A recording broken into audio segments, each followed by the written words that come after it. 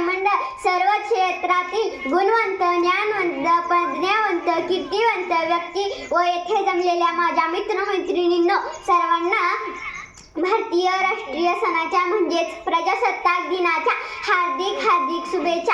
पैशाने श्रीमंत आणि विचाराने गरीब असलेल्या समाजाला मुलगी नको आहे.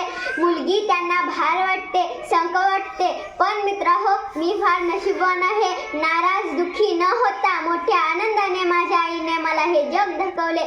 म्हणून माझ्या भाषणाचा विषय आहे आई.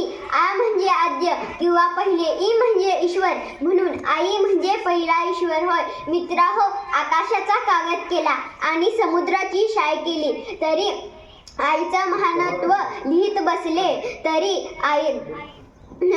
आकाश व समुद्र कमी पडेल, पण आईचं वर्णन लिहिणं संपणार नाही. म्हणून एका कवीने सुंदर ओळी म्हटल्या आहेत.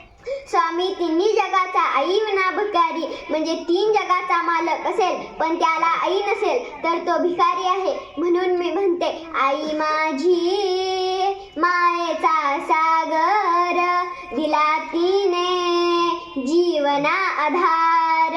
आई मायेचा सागर, आई मायेचा सागर, दिला जीवना आकार, दिला जीवना आकार. म्हणून मित्रहो, ढगाआड गेलेला सूर्य तुम्हाला पुन्हा दिसेल, पण काळ्या आड गेलेली आई तुम्हाला पुन्हा कधीच दिसणार नाही, पुन्हा कधीच दिसणार नाही.